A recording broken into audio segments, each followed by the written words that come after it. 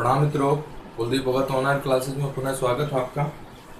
देखिए, आज जो अपन बात करेंगे यह है पल्लव वंश के बारे में बात करेंगे। इंपॉर्टेंट बातें बनती हैं पल्लवों के संदर्भ में जो एग्जाम के लिए महत्वपूर्ण है। आगे देखेंगे अपन दक्षिण भारत के अंदर जो इक्ष्वाकु शासक थे, इक्ष्वाकु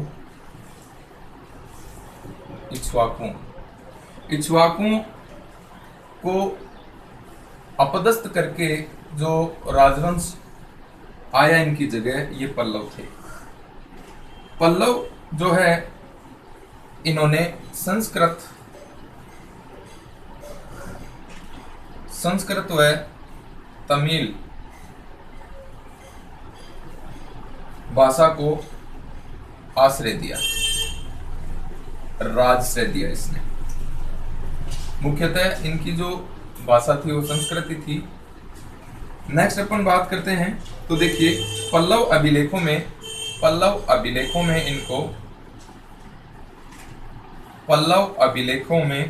इनको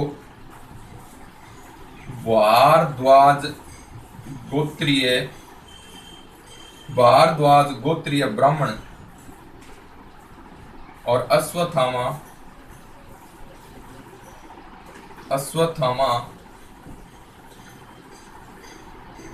अश्वत्थामा के वंशधर बताया जाता है।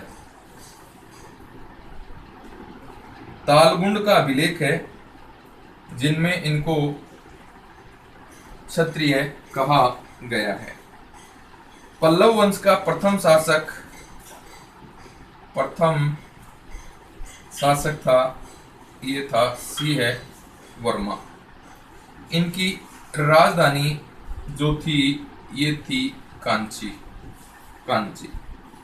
नेक्स्ट अपन बात करते हैं तो देखिए, सिंह विष्णु राजनीतिक व्यवस्था देखिए इनकी।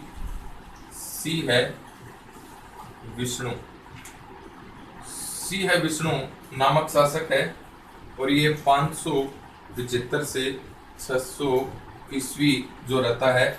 सिंह विष्णु संस्थापक था, ये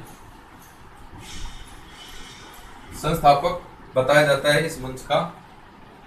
उपाधि जो थी इसकी ये थी अवनी सिंह। उपाधि कौन सी है साहब? अवनी सिंह। नेक्स्ट है किराता जूनियम का लेखक है बारहवीं, और 12वीं है को इसने क्या दिया था? संरक्षण दिया था। 12वीं को संरक्षण दिया इसने। नेक्स्ट देखिए, अगला शासक है महेंद्र वर्मन फर्स्ट, जो 600 से 630 ईस्वी का इसका शासनकाल था। उपाधि है इसकी, महेंद्र वर्मन की उपाधि मत विलास विचित्र चित्र और गणधर।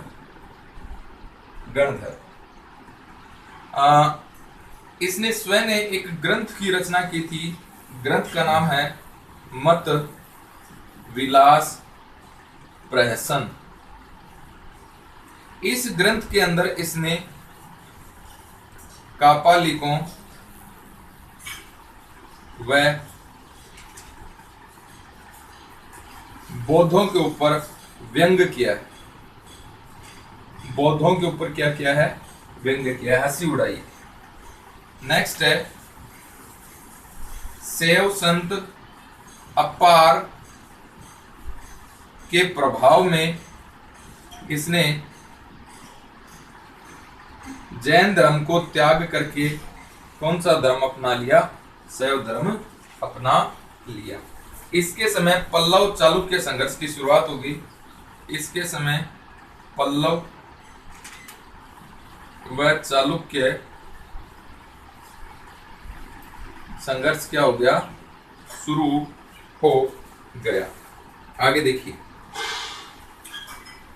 जो पल्लव थे ये दक्षिण भारत के अंदर इक्ष्वाकुओं का जो शासनकाल था, इक्ष्वाकुओं ने जो अपना क्षेत्र स्थापित किया था, इन्होंने इक्ष्वाकुओं की जगह जो है ये क्या, कौन से राजवंश की स्थापना होती है? पल्लव। यानी इक्ष्वाकुओं के जो उत्तराधिकारी बनते हैं वो कौन बन जाते हैं? पल्लव बनते हैं। इन्होंने संस्कृत और तमिल भाषा को राजाश्रय दिया। इनका जो अभिलेख है, अभिलेख के अंदर जो है इनकी जाति के बारे में बताया गया है। इन्हें भारद्वाज गोत्र ब्राह्मण बताया गया है और अश्वत्थामा की संतान बताया गया है। जो गुरु द्रोणाचार्य जो हैं इनके पुत्र थे अश्वत्थामा। कालगुंड अभिलेख के अंदर इनको क्या कहा गया है? क्षत्रिय कहा गया है। प्रथम शासक इनका शेहवर्मा को माना जाता है। इनकी जो राजधानी थी ये कौन सी थी? कांची थी। अब अपन बात करते हैं शेह विष्णु। कई पुस्तकों में शेह विष्णु को इस वंश का क्या बताया गया? संस्थापक बताया गया। शेह विष्णु की उपाधि कौन सी थी? अवनी सिंह। शेह विष्णु के समय किरातार्जुनीयम का लेखक बारहवीं है, ये इसके दरबार में रहता था और शेह विष्णु ने इसको संरक्षण दिया। इंपोर्टेंट क्वेश्चन है। महेंद्र वर्मन प्रथम है। महेंद्र वर्मन प्रथम की उपाधि है मत विलास और विचित्र चित्र और गणधर, ये तीन इसकी उपाधियां हैं।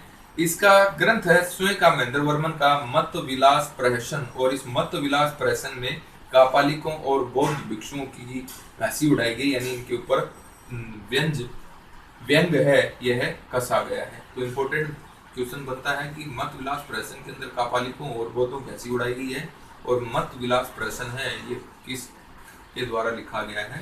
महेंद्र वर्मन के द्वारा लिखा गया है।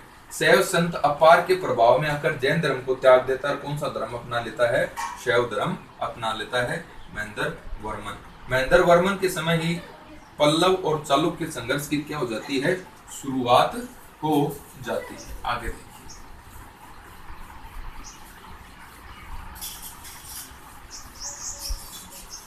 आगे अपन चर्चा करते हैं। महेंद्र वर्मन के बाद में नरसिंह वर्मन यहाँ का शासक बनता है। नरसिंह वर्मन, नरसिंह है वर्मन। नरसिंह वर्मन प्रथम है। यह 630 से 68 इसका कार्यकाल रहता है। ये इस वंश का सबसे शक्तिशाली शासक था, सबसे शक्तिशाली शासक है इस वंश का। नरसिंह वर्मन ने चालुक्य शासक पुलकेशिन द्वितीय को हराया था। पुलकेशिन द्वितीय को हराया। और कुरम अभिलेख के अंदर कुरम अभिलेख है, इसके अंदर नरसिंह वर्मन है इसकी सफलता का उल्लेख है। नेक्स्ट है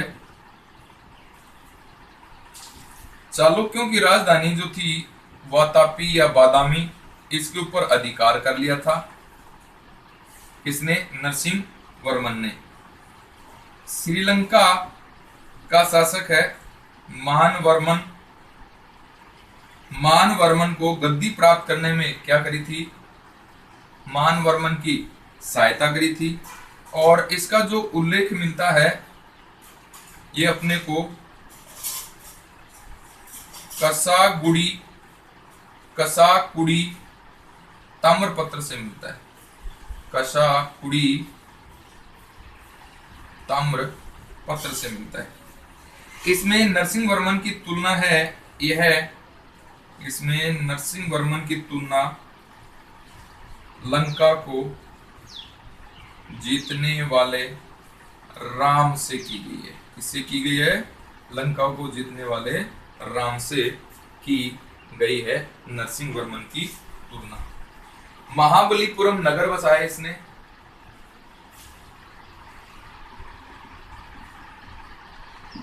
महाबलीपुरम नगर की स्थापना करी थी नरसिंह वर्मन प्रथम ने महाबलीपुरम में, और यहीं पर ही एकाश्म मंदिरों का निर्माण करवाया जिन्हें सप्तपेगोड़ा के नाम से भी जाना जाता है। सप्तपेगोड़ा के नाम से भी जाना जाता है। और इसने उपाधि धारण की महामल की। कौन सी उपाधि धारण कर ली? महामल की। 641 ईस्वी में इसके समय चीनी यात्री हेन सांग है, यह कहां पर आता है? पल्लवों की राजधानी कांची आता है। अब यहाँ पर जो शासक बनता है ये बनता है महेंद्र वर्मन द्वितीय। 668 से 670 का शासनकाल था। नेक्स्ट है परमेश्वर वर्मन प्रथम है, ये 670 से 700 तक इसका शासनकाल था। उपाधि जो इसकी रहती है ये है विद्या विनीत की उपाधि रहती है। कौन सी उपाधि रहती है? विद्या विनीत की इसकी उपाधि रहती है। नेक्स्ट देखिए, नेक्स्ट जो अगला शासक होता है ये नंदी वर्मन द्वितीय होता है।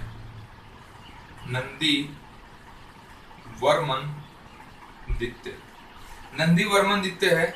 700 से 725 ईस्वी तक इसका शासनकाल रहता है। कांची के कैलाश मंदिर में महाबलीपुरम के शोर मंदिर का निर्माण हुआ है। कांची का कौन सा मंदिर बना है? कैलाश मंदिर। और महाबलीपुरम में कौन सा मंदिर बनवाया? शोर मंदिर बनवाया। इसकी सभा के अंदर दंडिन लेखक रहते थे जिसने 10 कुमार चरित व काव्यादर्श की क्या करी थी? रचना करी थी। इसने एक अपना दूत मंडल चीन भेजा था और चीनी यात्रियों के लिए नागपट्टनम में विहार बनाया। चीनी यात्रियों के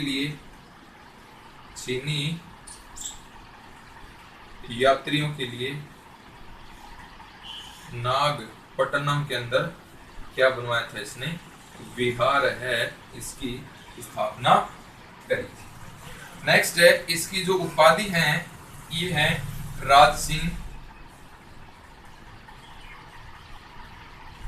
शंकर भक्त और है आगम प्रिय। ये इसकी कुछ उपाधियां मिलती। देखिए, नरसिंह वर्मन प्रथम है, इस वंश का सबसे शक्तिशाली शासक है। इसने चालुक्य शासक पुलकेशिन द्वितीय को हराया था। इसका अभिलेख है कौन से? इसकी जो विजय है ये कौन से अभिलेख में मिलती है? पुरम अभिलेख में मिलती है। चालुक्यों की राजधानी वातापी के ऊपर अधिकार कर लिया था नरसिंह प्रथम ने। श्रीलंका के शासक मानवर्मन को गद्दी प्राप्त करने में सहायता करी थी। और ये जो अभिलेख मिलता है अपने को, उल्लेख मिलता है, ये काशीकुंड ताम्रपत्र के अंदर मिलता है। और इस काशीकुंड ताम्रपत्र में नरसिंह वर्मन की तुलना लंका को जीतने वाले राम से की है। किससे की है? राम से की है। महाबलीपुरम नगर बसाया इसने। यहाँ पर 81 मंदिरों का निर्माण करवाया जिसे सप्त पेगोड़ा के नाम से जानते हैं।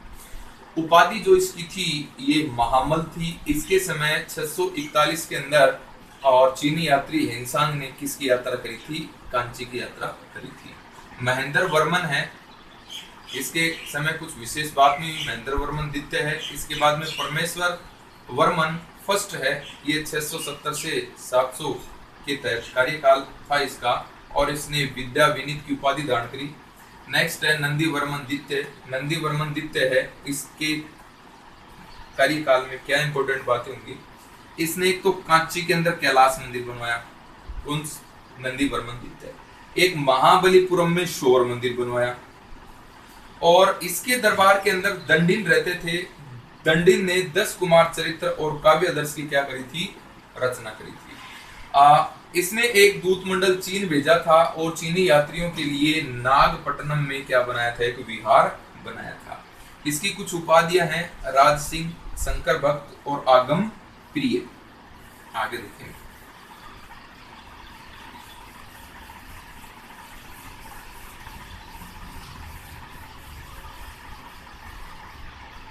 नेक्स्ट देखिए आप, नेक्स्ट देखिए परमेश्वर वर्मन द्वितीय। परमेश्वर वर्मन द्वितीय कोई विशेष बात नहीं थी इसके कार्यकाल में। 728 से 31 का इसका कार्यकाल था। नेक्स्ट है नंदी वर्मन द्वितीय।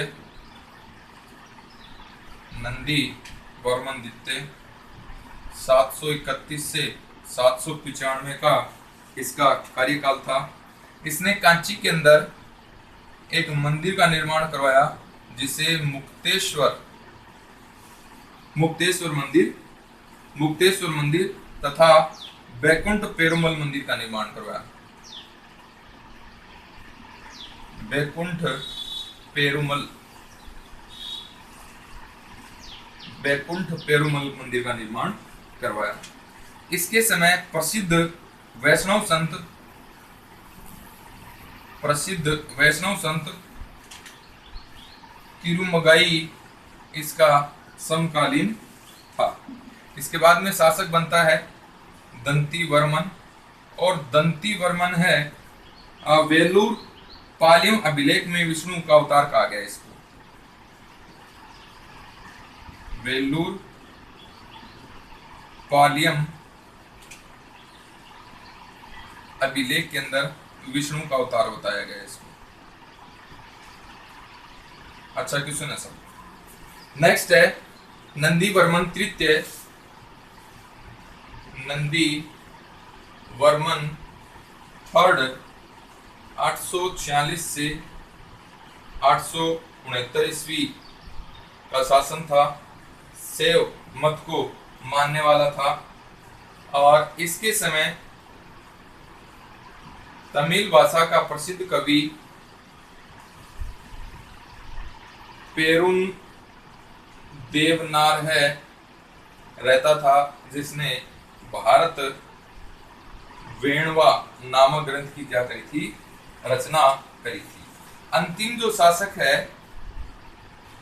इस वंश का, उसका नाम है कंपवर्मन। कंपवर्मन है यह इस वंश का क्या है साहब, अंतिम शासक है। देखिए परमेश्वर वर्मन है, कोई विशेष बात नहीं हुई। नंदी वर्मन द्वितीय है, इसने कांची के अंदर मुक्तेश्वर मंदिर बनवाया और बैकुंठ पेरुमल मंदिर बनवाया। इसके समय वैष्णव संत तिरुमगई जो था यह समकालीन है किसके, नंदी वर्मन के। दंती वर्मन शासक बनता है। इसके समय के अंदर वेल्लूर पायलम नामक एक अभिलेख मिला है इसके समय का, और इस दंती वर्मन को इस अभिलेख में क्या कहा गया है, विष्णु का अवतार। इंपॉर्टेंट क्वेश्चन है, वेल्लूर पायलम नामक अभिलेख के अंदर किसको विष्णु का अवतार कहा गया है, तो दंती वर्मन को विष्णु का अवतार कहा गया है। अब है नंदी वर्मन द्वितीय, ये शैव मत को मानने वाला था, और तमिल कवि पुरुन देवनार है जिसने भारत वेणवा ग्रंथ की रचना की थी, इसके दरबार में रहता था। और पल्लव वंश का जो अंतिम शासक था ये कौन था, कंप वर्मन। अब पल्लव वंश की प्रशासनिक व्यवस्था देखेंगे। प्रशासनिक व्यवस्था है और इनका जो निर्माण कला है उसके बारे में अपन बात करेंगे। तो देखिए शासन प्रबंध।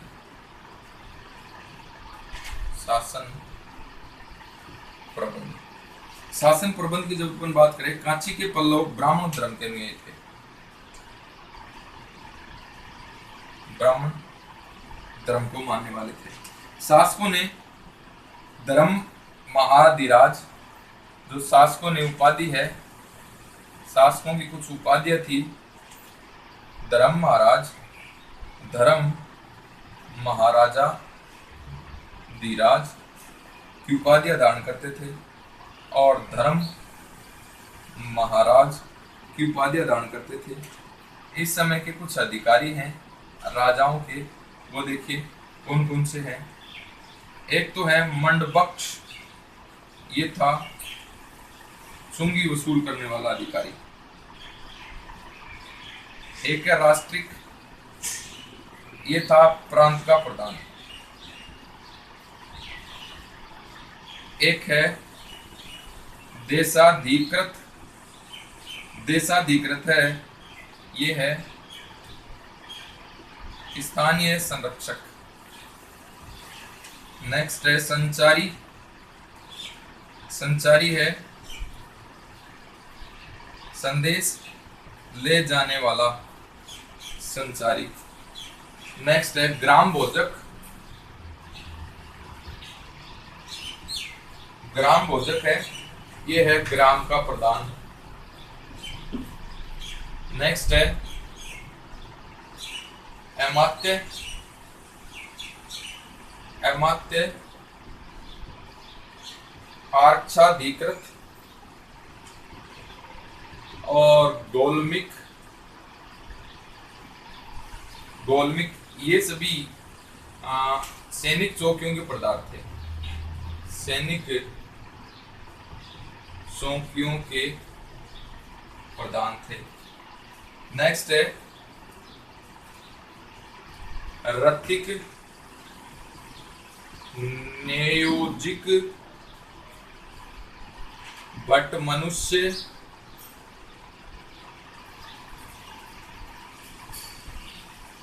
ये सारे के सारे एक था संचरणतक, इनको गुप्तचर थे। गुप्तचर थे। नेक्स्ट देखिए प्रांत प्रशासन। प्रांत प्रशासन, प्रांत प्रशासन में देखेंगे तो देखिए सबसे बड़ी इकाई राष्ट्र, इसको मंडल भी कहते थे। ये एक तरह से प्रांत था और इसका जो प्रमुख अधिकारी था ये राष्ट्रिक था। प्रमुख अधिकारी होता था ये राष्ट्रिक होता था। मंडल है, यह विषय में बटा होता था, यानी वर्तमान जिला टाइप होता था। विषयपति इसका अधिकारी होता था। नेक्स्ट है विषय, ये कोट्टम में बटा होता था। कोट्टम एक तरह से नगर था और इसका जो प्रमुख होता था देशाधिकृत होता था। नेक्स्ट है कोट्टम है, ये है गांव में बटा होता था और बपित्र जो होता था इसका प्रमुख अधिकारी होता था गांव का।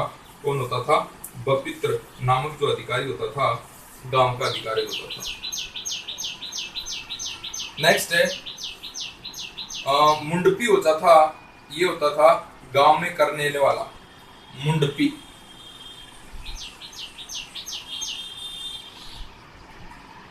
गांव में कर वसूलने वाला होता था मुंडपी। और गुमिक होता था वन अधिकारी।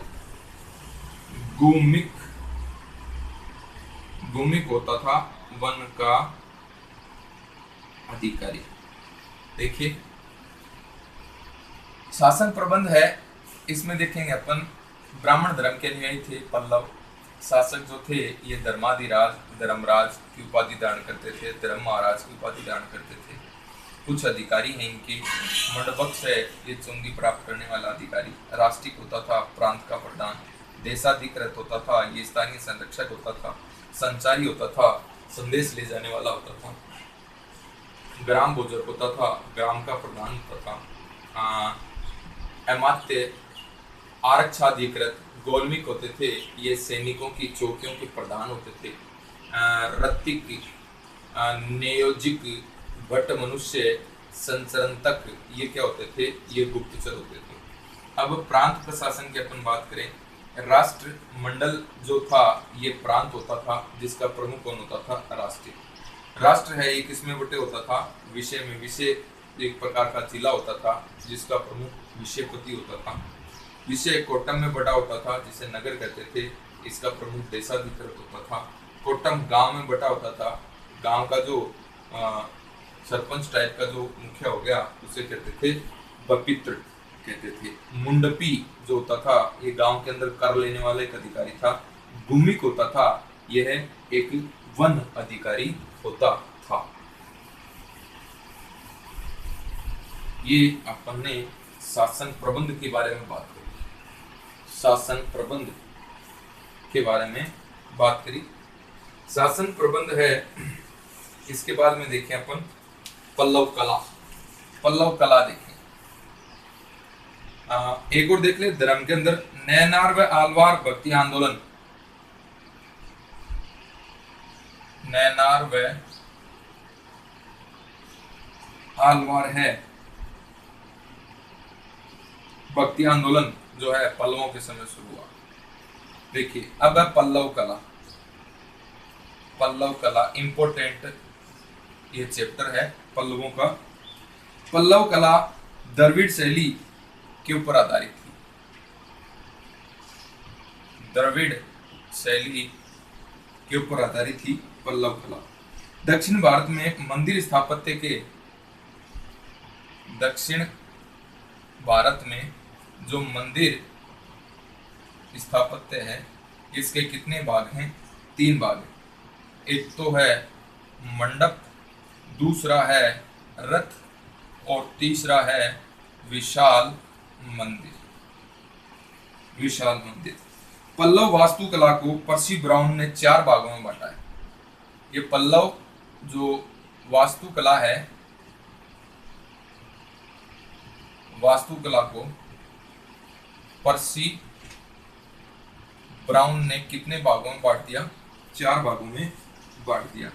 पहला देखिए, पहली है महेंद्र वर्मन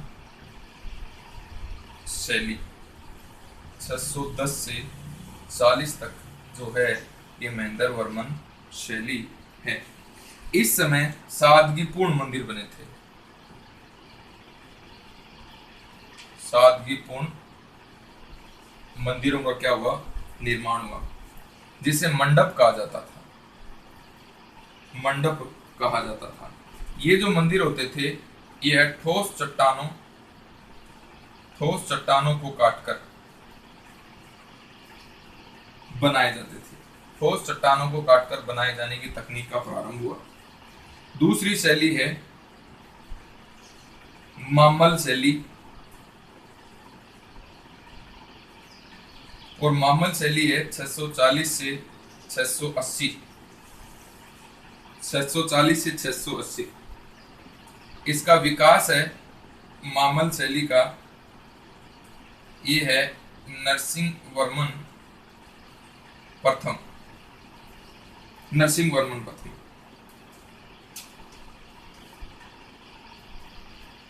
इस मंदिर के तहत महाबलीपुरी नगर के अंदर महाबलीपुरम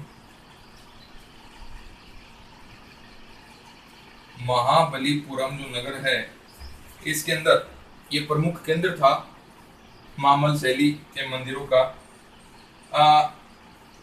इसमें मंडप मंदिर तथा रथ मंदिर कला का विकास हुआ। इसमें मंडप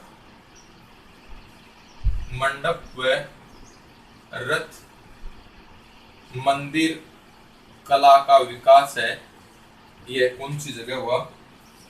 महाबलीपुरम में। देखिए रथ मंदिर होते थे। यह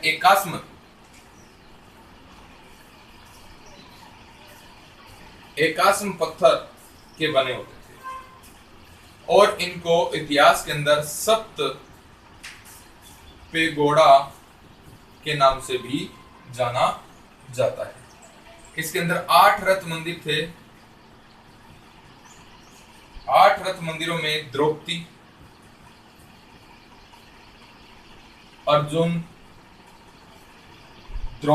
अर्जुन, भीम, धर्मराज, नकुल, सहदेव और गणेश और पिंडारी ये ग्राम देवी थी। और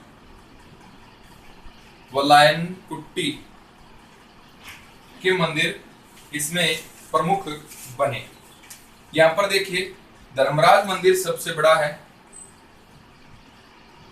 धर्मराज मंदिर है ये सबसे बड़ा मंदिर है। द्रौपदी मंदिर है यह सबसे छोटा मंदिर है। नेक्स्ट है ये धर्मराज जो मंदिर है, धर्मराज मंदिर, इसे द्रविड़ शैली का अग्रदूत कहते हैं। द्रविड़ द्रविड़ शैली का अग्रदूत कहा जाता है। ये सारे के सारे जो सभी मंदिर हैं ये शिव मंदिर थे। सभी मंदिर कौन से मंदिर थे? शिव मंदिर थे। देखिए पल्लव कला की बात करते हैं। इंपॉर्टेंट बात बनती है पल्लव कला के अंदर, और पल्लव कला के अंदर कुछ मंदिर हैं, इनके बारे में बहुत से क्वेश्चन पूछे जाते हैं एग्जामों के अंदर, चाहे वो यूपीएससी से संबंधित एग्जाम हो, चाहे स्टेट की पीएससी से संबंधित एग्जाम हो।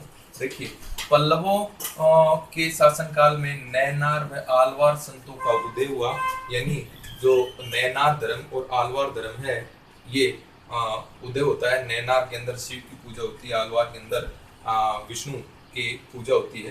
यहाँ पर देखिए पल्लव कला है, यह कला द्रविड़ शैली के आधार पर टिकी हुई है।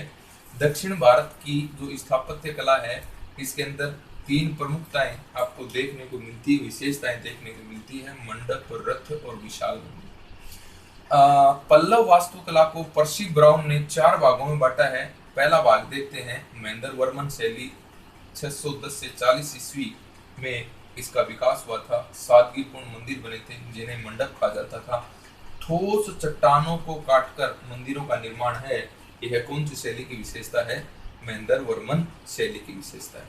इसके बाद में मामल शैली है 640 से 80 के मध्य इसका विकास है। ये नरसिंह वर्मन प्रथम के द्वारा किया गया था। और कौन से नगर के अंदर? महाबलीपुरम में। आपसे क्वेश्चन पूछ लिया जाए मामल शैली के मंदिरों का जो प्रमुख केंद्र है वो कौन है? महाबलीपुरम। यहाँ पर रथ मंदिर और मंडप मंदिरों का विकास हुआ। रथ मंदिर के अंदर एकाश्म मंदिर होते थे। एकाश्म पत्थर यानी पूरा का पूरा एक चट्टान होती थी, उसी को ही काट करके और उसको मंदिर का रूप दे दिया जाता था। एक ही पत्थर होता था, एकाश्म पत्थर होता था। इन्हीं एकाश्म पत्थरों से बने मंदिरों को सप्त पेगोड़ा कहते हैं। इस सप्त पेगोड़ों के अंदर 8 मंदिरों का निर्माण हुआ।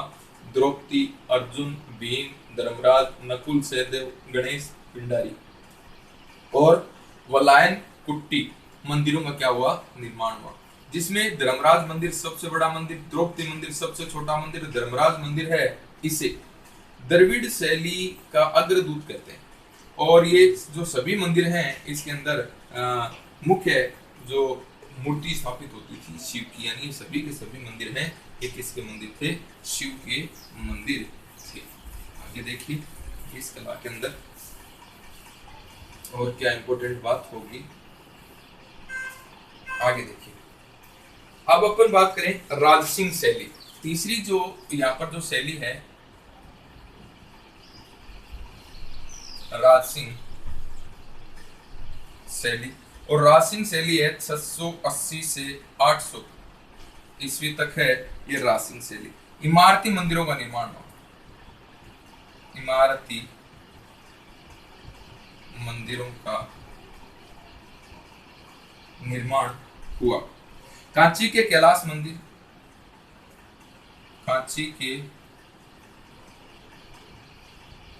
कैलाश मंदिर और बैकुंठ पेरुमल का जो मंदिर है वो इसी शैली का मंदिर है। इन मंदिरों में पत्थर की बजाय, यहाँ पर पत्थर की बजाय ईंटों व लकड़ी का क्या होने लगा? प्रयोग होने लगा।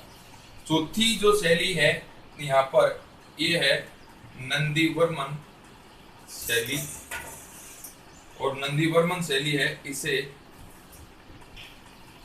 अपराजित शैली भी कहते हैं। 800 से 900 यानी 100 साल के आसपास ये शैली प्रतिनिधित्व करती है। छोटे मंदिरों का निर्माण हुआ यहाँ पर, कौन से मंदिरों का? छोटे मंदिरों का। कौन कौन से मंदिर बने? एक तो कांची का मुक्तेश्वर मंदिर, एक है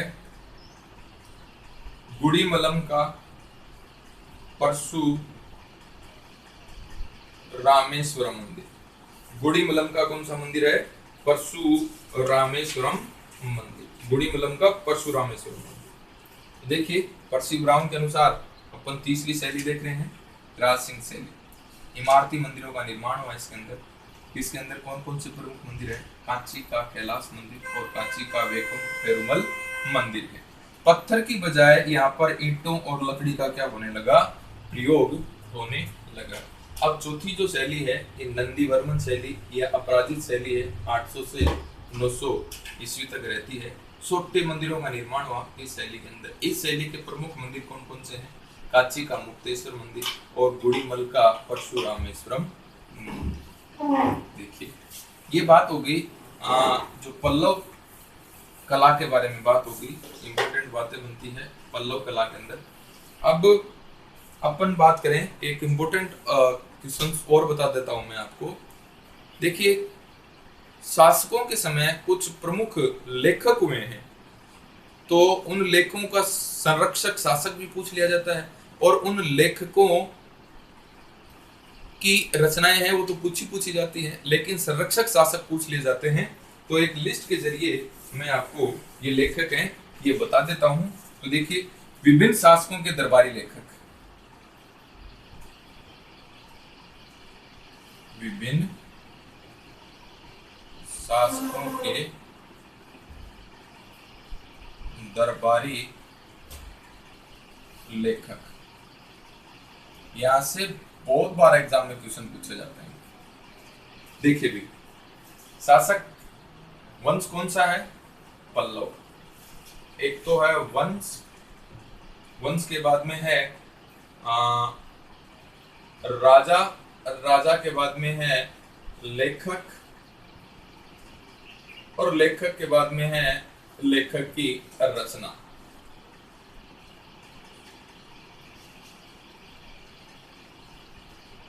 और ये रचना।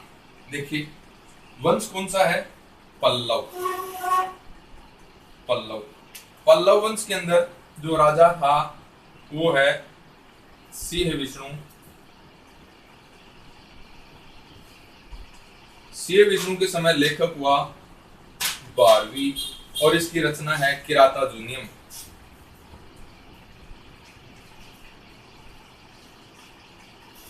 तो 12वीं का संरक्षक राजा कौन था?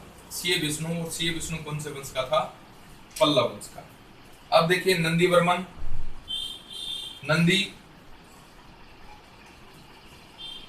नंदीवर्मन द्वितीय पल्लव वंश का ही शासक है। और कौन लेखक था? पेरुन देव नार। और इसने क्या लिखा था? भारत वेणवा नामक ग्रंथ लिखा था। एक है नरसिंह वर्मन, नरसिंह वर्मन द्वितीय। नरसिंह वर्मन द्वितीय के समय दंडिन हुआ है, और दंडिन है इसने 10 कुमार चरित्र लिखा। 10 कुमार चरित्र इसने लिखा। इसके बाद में वंश है चालुक्य। चालुक्य वंश में देखें आप, विक्रम शासक हुआ है, विक्रमादित्य छठा, और लेखक था इसके समय विल्हण। लेखक कौन था? विल्हण। और विल्हण की पुस्तक जो है यह है विक्रमांक देव चरित्र। विक्रमांक देव चरित्र, और इसकी रचना है कर्ण सुंदरी कथा। कर्ण सुंदरी कथा, और इसकी रचना है चोल पंचाशिका।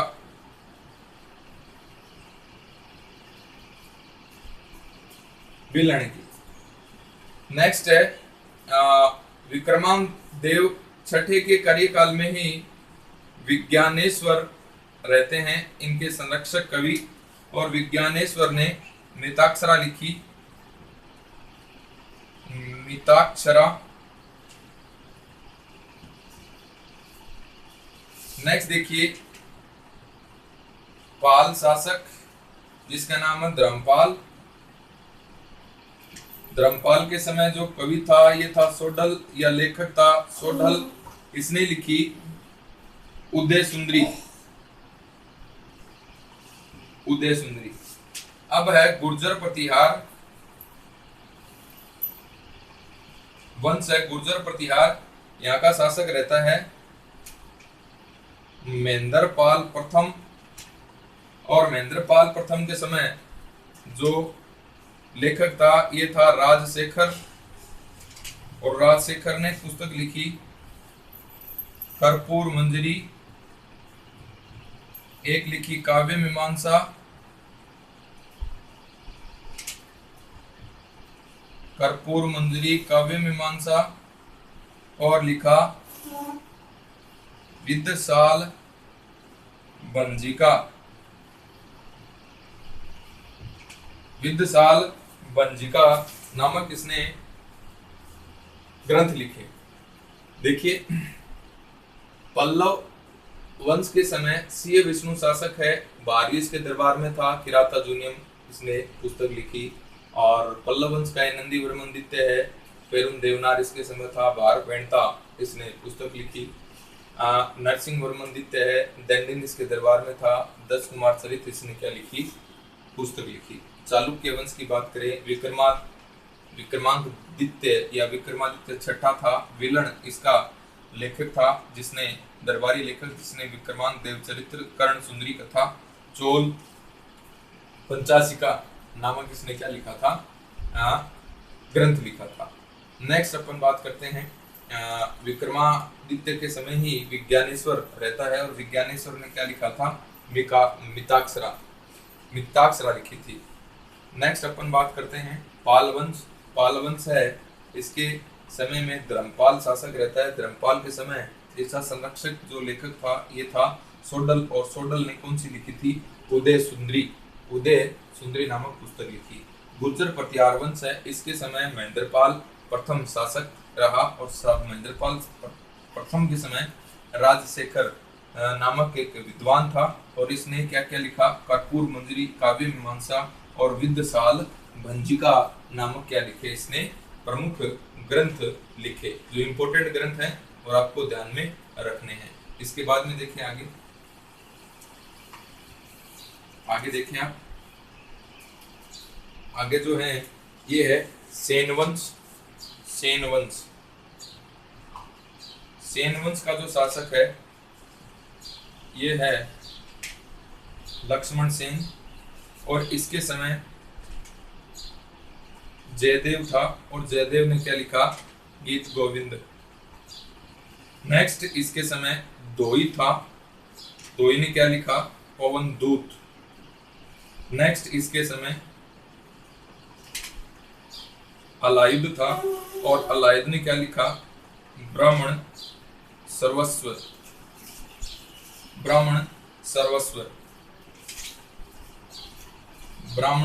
नामक पुस्तक लिखी। नेक्स्ट देखिए गढ़वाल वंश।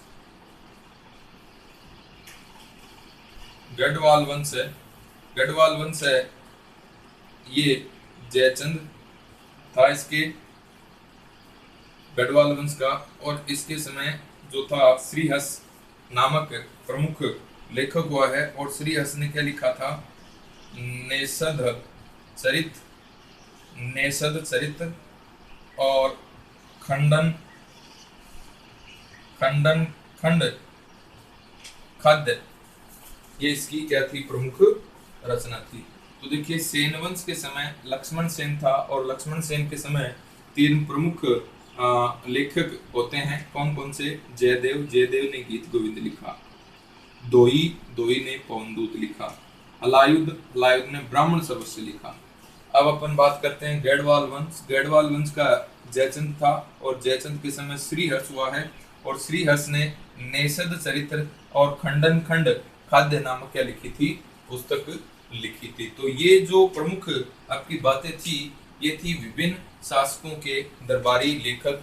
तो इनमें इन लेखकों की रचनाएं तो पूछी जाती हैं, लेकिन लेखक का नाम देके और शासक का नाम पूछ लिया जाता है कि फला लेखक है, ये किसके कार्यकाल में था। तो तो ये भी आपके विभिन्न जो क्वेश्चन मैंने बताए ये वेरी इंपॉर्टेंट क्वेश्चन है और प्रत्येक जो मुख्य एग्जाम हैं उनके अंदर पूछे जाते हैं। इसके बाद में अपन जो बात करेंगे वो चालुक्य वंश की बात करेंगे अगले आने वाली कक्षा के अंदर। धन्यवाद।